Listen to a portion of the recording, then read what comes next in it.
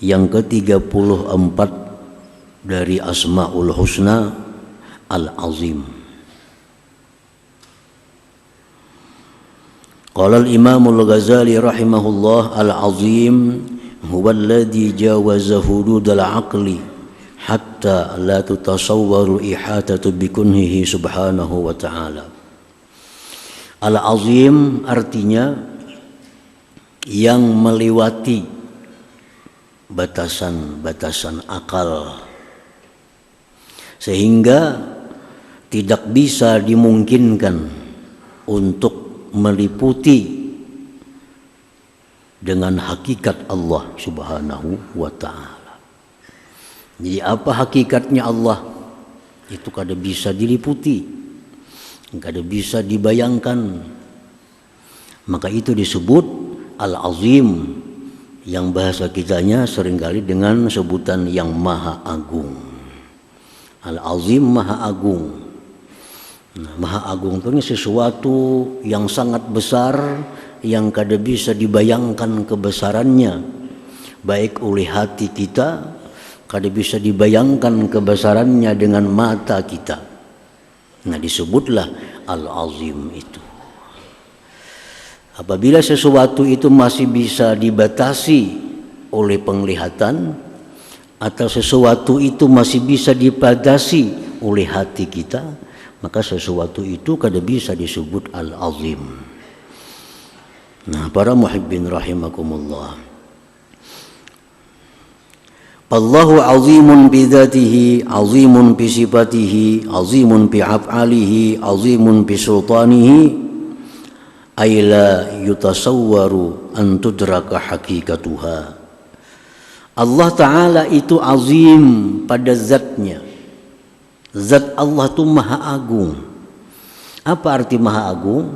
Kada bisa diliputi, diperdapati dengan secara menyeluruh. Apa itu zat Allah Ta'ala?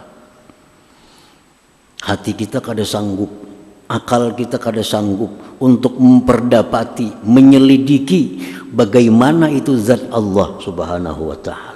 Lalu disebut Maha Agung. Azimun fi sifatihi, agung pada sifatnya. Sifat Allah itu kada sanggup kita menyelidikinya, kada sanggup untuk memperdapatinya, bagaimana kebesaran daripada sifat Allah itu. Makanya disebut agung. Kerajaan Allah itu Maha Agung. Karena bagaimanapun hebatnya manusia, kada akan mampu untuk memperdapati, menyelidiki kebesaran daripada kerajaan Allah Subhanahu wa Ta'ala. Nah, jadi itulah disebut Al-Azim tadi. Jadi agung bukan pengertiannya besar, sangat besar. Nah, agung itu artinya sesuatu yang kada bisa diliputi, kada bisa diselidiki oleh mata, oleh telinga, oleh hati kita, sehingga disebut azim, agung, Maha Agung.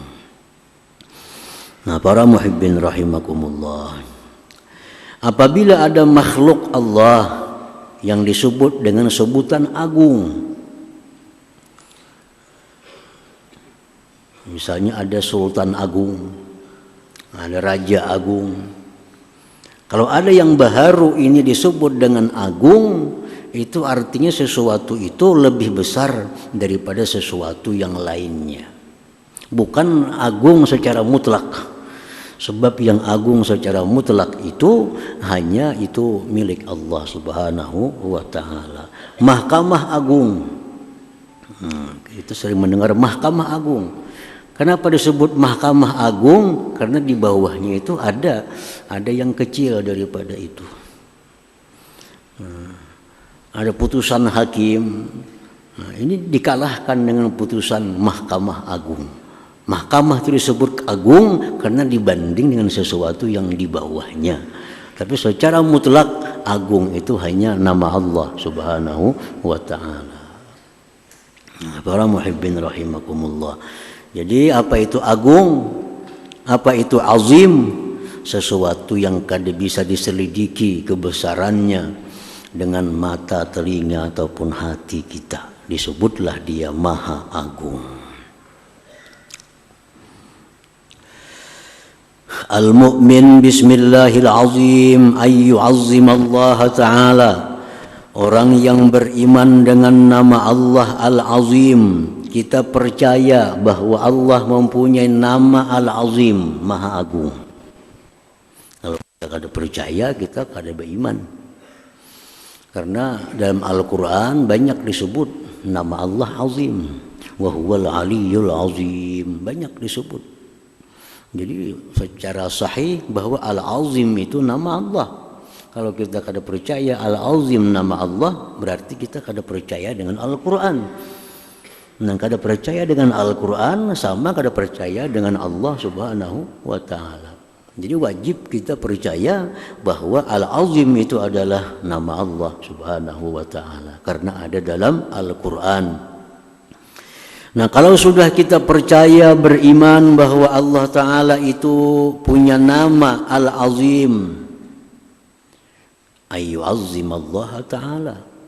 Kalau kita percaya Allah itu Maha Agung, maka kita mesti mengagungkan Allah. Kita percaya Allah Maha Agung, kita mesti mengagungkan Allah Ta'ala itu. Bagaimana kita mengagungkan Allah? Bi anta talasha nafsuhu wa tazil ma'adawamil ibtiqar ilallahi ta'ala. Mengagungkan Allah itu caranya adalah merasakan ketiadaan diri, merasakan kehinaan diri, beserta sangat berhajat kepada Allah Subhanahu wa ta'ala. Orang yang menganggap Allah Ta'ala itu agung, maha agung, berarti dia hina dirinya. Karena kada mau agung itu dua. Kalau satu agung, satu berarti hina. Allah dipercaya maha agung, berarti kita ini maha hina. Maha hina. Dalam sembahyang kita berdiri tegak, membaca Al-Quran, Fatihah dan surah. Nah, sampai kepada batasannya kita ruku.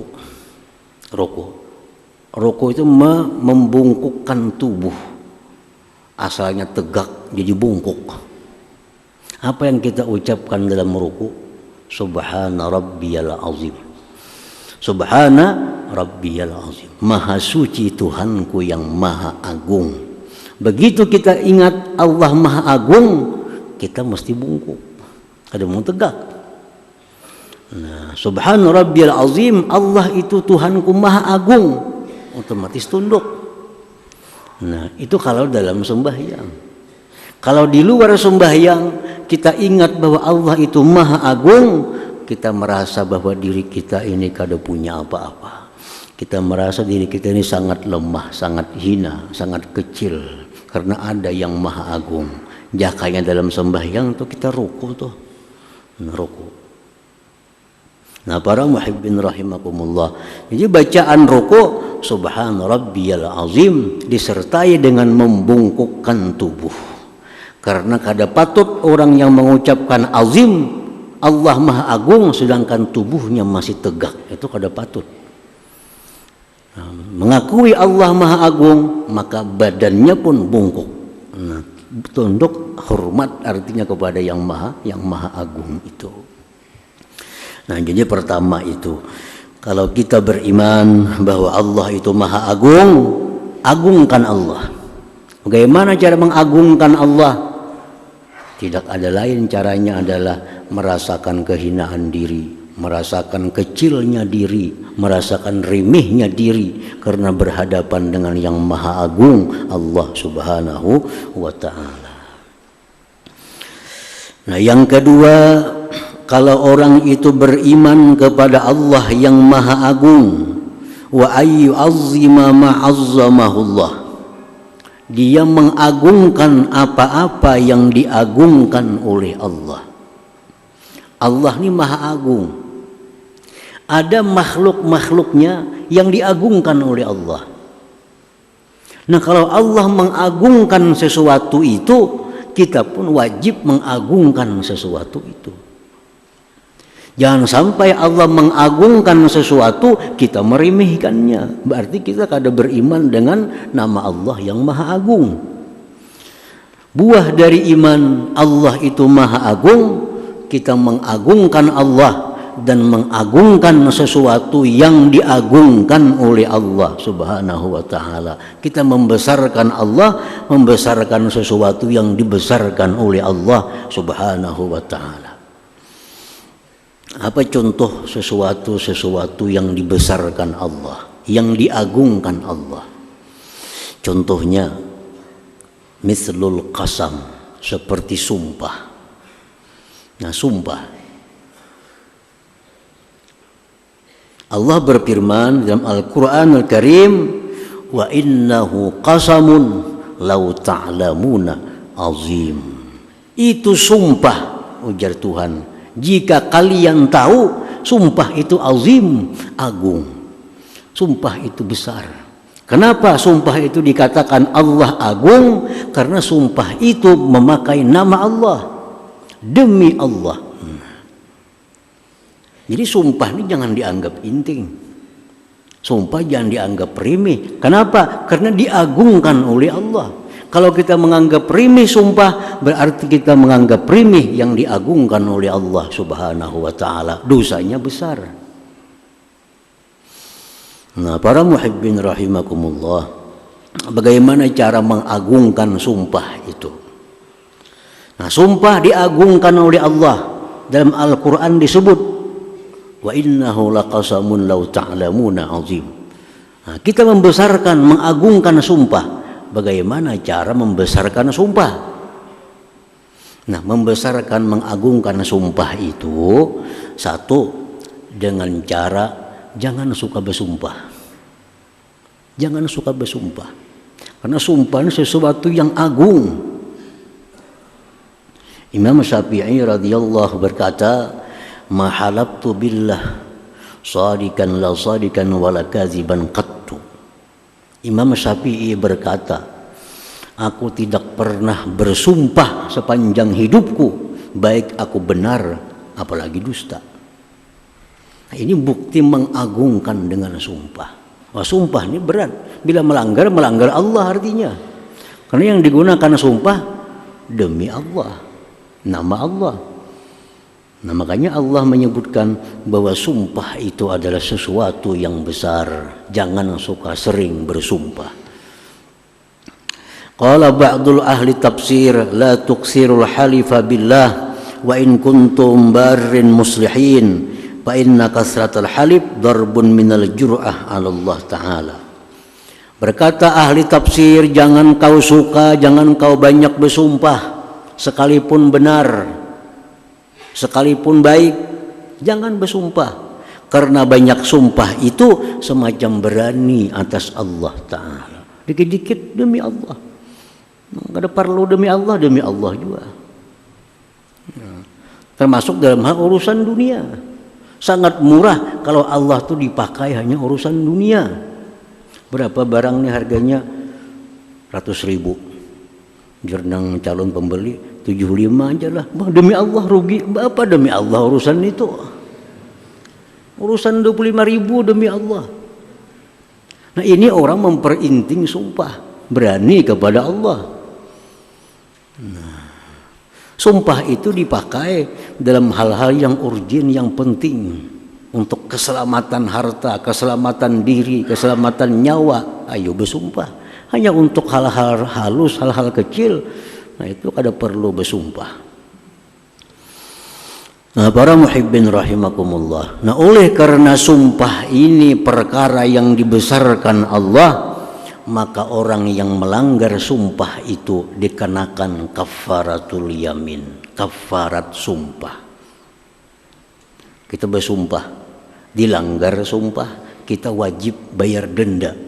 Kenapa? Karena yang dilanggar itu perkara besar.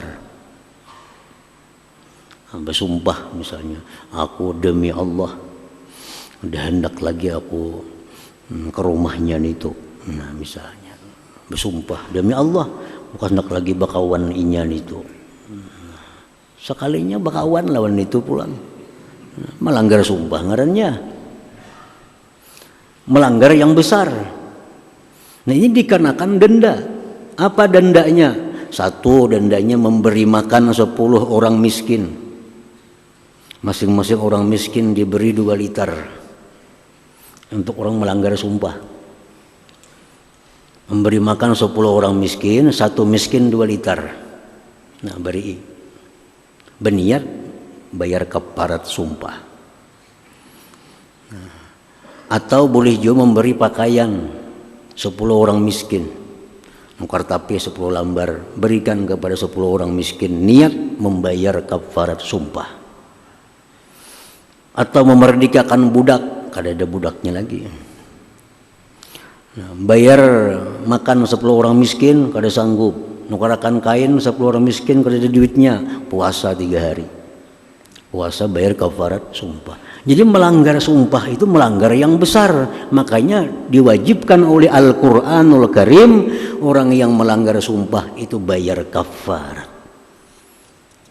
Nah para muhibbin rahimakumullah, jadi jangan anggap remeh sumpah-sumpah itu, berarti kita meremehkan apa yang diagungkan, yang dibesarkan oleh Allah subhanahu wa ta'ala. Nah sumpah ini kadang-kadang ada yang wajib dibatalkan. Sumpah itu ada yang wajib dilanggar, ada yang sunat dilanggar, ada yang haram dilanggar. Nah, sumpah nang wajib dilanggar, Ini bersumpah, aku demi Allah hari ini aku ampih sembahyang. Nah, bersumpah demi Allah aku mulai hari ini ampih aku sembahyang. Ini sumpah wajib dilanggar, sembahyang. Sumpahnya kayak apa? Bayar kafarat sumpah tadi. Bayar kafarat sumpah. Ada sumpah yang sunat dilanggar.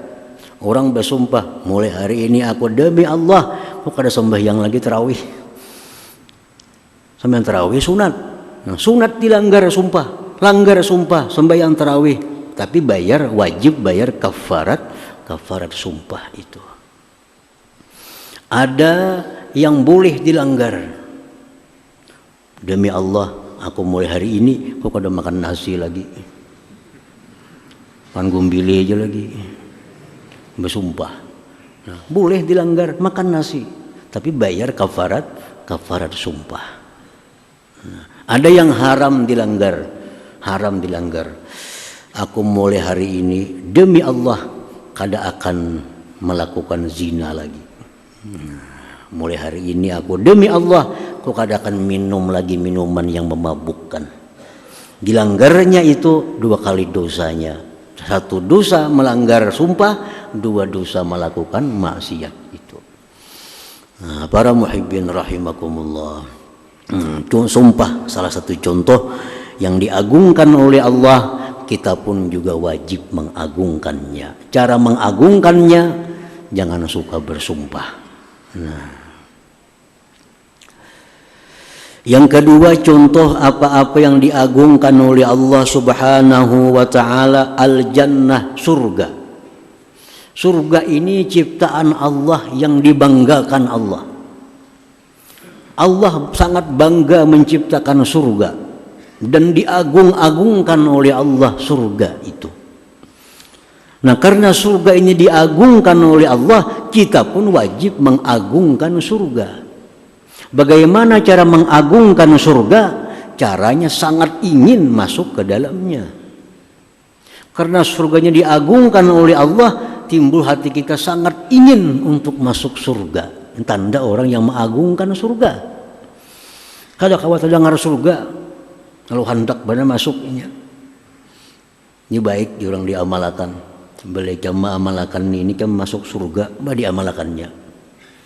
Soalnya mengagungkan surga, kepingin dengan surga itu. Ikam jangan melakukan ini, bila melakukan ini ikam kada bakal ke surga, kada waninya, kada bakal ke surga. Karena surga itu sangat diagungkannya. Ini contoh orang mengagungkan surga.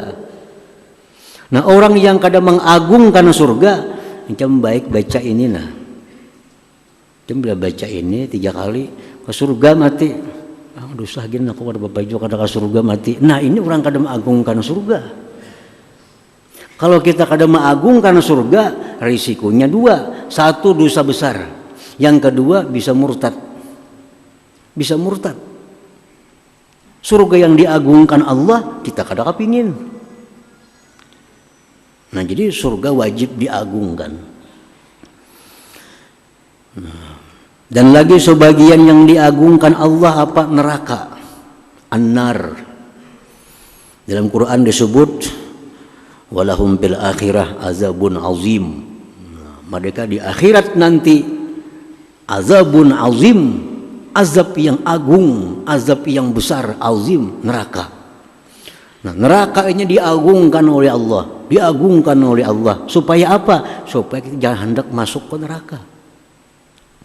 Nah, orang yang kadang mengagungkan neraka, dia mau masuk neraka. Kan jangan melakukan inilah bejurai untung, tapi kan masuk neraka, biar akan neraka. Nah, ini orang kadang mengagungkan neraka. Nah, orang nang berucap biarkan neraka mati kalau bapak juga, ini antara dua. Bila ada dosa besar atau keluar dari agama Islam. Nah, jadi neraka, surga jangan jadi bahan ulu-ulu. Sumpah jangan jadi bahan ulu-ulu. Karena ini sesuatu yang diagungkan oleh Allah Subhanahu wa ta'ala. Nah, para muhibbin rahimakumullah, wal Quran, Quran ini yang diagungkan Allah. Allah berfirman, walaqad atainaka sab'am minal mathani wal Qur'anal azim. Nah, Qur'anal azim, Quran yang agung. Makanya Quran itu kada boleh disentuh kalau kada bersuci. Quran kada boleh diletakkan di lantai sejajar dengan sandal. Kada boleh. Kenapa? Quran itu sesuatu yang diagungkan oleh Allah dan kita wajib mengagungkannya. Mengagungkan Al-Quran itu wajib. Meremehkan Quran itu dosa besar dan bisa menyebabkan dia keluar daripada agama Islam. Nah, para muhibbin rahimakumullah, ada seorang ahli maksiat. Ahli maksiatnya serba mau artinya. Minum mau, segala mau. Jalan. Melihat ada di jalan nih tulisan Bismillahirrahmanirrahim. Di jalan, di kartak ada kertas bertulisan Bismillahirrahmanirrahim. Melihat orang ahli maksiat tadi, oh ini nama Allah nih, Quran nih. Diambilnya Bismillah tadi. Diambilnya Bismillah tadi. Dibersihkannya. Diletakkannya ke tempat yang tinggi. Nah, di akhirat Allah berterima kasih dengan orang ini dan diampuni Allah dosa-dosanya. Karena mengagungkan nama Allah Al-Quranul Karim. Orang ahli maksiat melihat ada Bismillah di kartak, ambilnya, bersihkannya, diciumnya, diletaknya ke tempat tinggi. Di akhirat Allah mengucapkan syukur kepadanya sekaligus diampuni dosa-dosanya. Nah, jadi jangan dianggap inting Quran, jangan ditimbai. Quran jangan diulah di mana-mana karena sia-sia. Jangan. Quran itu ada aturannya. Kalau Qurannya sudah kada kau dipakai lagi, ada aturannya kayak apa caranya. Ini Quran dibaca sudah kada kau lagi, sudah hurufnya sudah, kertasnya sudah rusak, buang ke sampah, kafir kita. Udah Quran nggak terpakai lagi nih, buang dah ke sampah, kafir kita. Nah, jadi kalau menghadapi Quran yang macam itu disebutkan dalam kitab-kitab fikih, cari tempat tanah, tabuk tanah, tabuk patak Quran di situ. Nah, itu menyelamatkan Quran yang sudah kada kau dimanfaatkan lagi. Jadi membuang Quran kada kau sembarangan kayak membuang sampah kantungan itu. Ini benda yang agung. Al-Quran al-Azim, dan Quran yang agung, ujar Tuhan. Kalau Tuhan menyebut agung, kita wajib mengagungkan Al-Quran. Wa kaidun nisa, dan sesuatu lagi yang diagungkan Allah, tipu daya wanita, tipu daya perempuan, godaan perempuan. Ini disebut Allah dalam Al-Quran, inna kaidakunna azim. Tipu daya perempuan, godaan perempuan itu azim, besar. Jangan dianggap penting. Banyak nabi-nabi yang ditegur oleh Allah karena urusan perempuan. Banyak aulia-aulia yang dicabut kewaliannya oleh Allah karena godaan perempuan. Banyak orang yang mati kehilangan iman karena godaan perempuan. Jadi jangan anggap penting godaan perempuan, karena Allah menyebut inna kaidakunna azim, godaan kalian itu azim, besar. Jangan dianggap penting. Berduaan dengan perempuan yang bukan mahram jangan dianggap remeh. Allah membesarkan itu.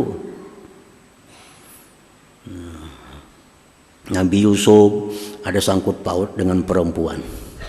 Nabi Daud ada sangkut paut dengan perempuan sehingga ditegur oleh Allah Subhanahu wa taala. Ada aulia-aulia yang dicabut kewaliannya karena tergoda dengan perempuan. Ada orang yang imannya bagus tapi matinya keluar Islam karena perempuan. Di Mesir di kitab Al-Kabair disebutkan seorang laki-laki muazzin. Muazzin puluhan tahun jadi muazzin di masjid di negeri Mesir. Satu hari kan muazzin dulu ada pakai mic naik ke menara azan situ. Di menara kan tinggi kelihatan di bawah. Setiap kali azan, si muazzin melihat ada bebinian tuh lewat di bawah. Nah, isuk azan ada pulang binian tuh lewat. Beberapa waktu demikian, tak pikir kemana perempuan tuh buliknya, rumahnya di mana. Tiap kali naik ke menara, tak lihat si perempuan itu. Cari di mana rumahnya. Oh di situ rumahnya. Datangi. Ada orang tuanya. Oh sekalinya Nasrani agamanya. Agamanya Nasrani perempuan nih. Tapi karena sudah tergoda dengan perempuan nih. Ini urusan besar. Tipu daya godaan perempuan itu besar ajar Tuhan. Ajar si orang tuanya, bisa kau terima lamaran ikam, mau ikam hakun pindah agama Nasrani, ya kada apa-apa, kami terima. Tapi kalau ikam kada mau pindah, kada bisa. Anakku agamanya Nasrani. Syaitan membisiki si muazzin nih, ikam dah umpat Nasrani aja, ikam umpat Nasrani, kena kawini, nah imbah kena kawini, kena ajak semua untuk masuk Islam. Siapa tahunya kena mau berislam, sekeluargaan berislam kalau ikam ajak, biar pindah agama dulu. Nah, dalam hati bujur juga nih jadi si muazzin nih, bujur juga. Sudah terima, pindah dari agama Islam, kawin di gereja, Malamnya si perempuan kamar di atas luting. Nah malamnya si muazzin ini naik ke luting, naik sampai tangga yang paling atas, tergelincir gugur ke bawah, mati. Pas mati dalam keadaan agama Nasrani. Mati dalam agama Nasrani. Kenapa sebabnya? Asal muasalnya tipu daya si perempuan tadi. Jangan anggap remeh soal perempuan. Banyak iman yang hilang karena perempuan. Makanya Al-Quran menyebut inna kaidakunna azim, tipu daya perempuan itu besar. Nah, para muhibbin rahimakumullah. Yaumul qiyamah, hari kiamat. Hari kiamat disebut dalam Al-Quran yaumun azim. Hari kiamat itu disebut Quran hari yang besar, hari yang agung. Nah kalau kita mengagungkan hari kiamat itu macam apa caranya? Nah, kalau kita mengagungkan hari kiamat, maka kita mesti bersiap-siap menyediakan bekal sanggup untuk menghadapi hari kiamat itu. Karena disebutkan dalam Quran bagaimana huru-haranya hari kiamat, bagaimana huru-haranya di padang mahsyar. Kalau kita kada persiapkan, kita akan kesulitan-kesulitan di padang mahsyar itu. Disebut Quran yaumun azim, hari yang besar. Jadi hari kiamat jangan dianggap intim, jangan dianggap remeh, karena itu hari yang besar. Nah, para muhibbin rahimakumullah, banyak lagi hal-hal selain itu yang diagungkan oleh Allah. Walhasil setiap kali Allah mengagungkan sesuatu, kita pun wajib untuk mengagungkan sesuatu itu sebagai buah daripada keimanan kita kepada nama Allah Al-Azim. Nah, kemudian nama Allah yang ke-35 insyaallah taala. Hadratin Nabi sallallahu alaihi wasallam al-Fatihah.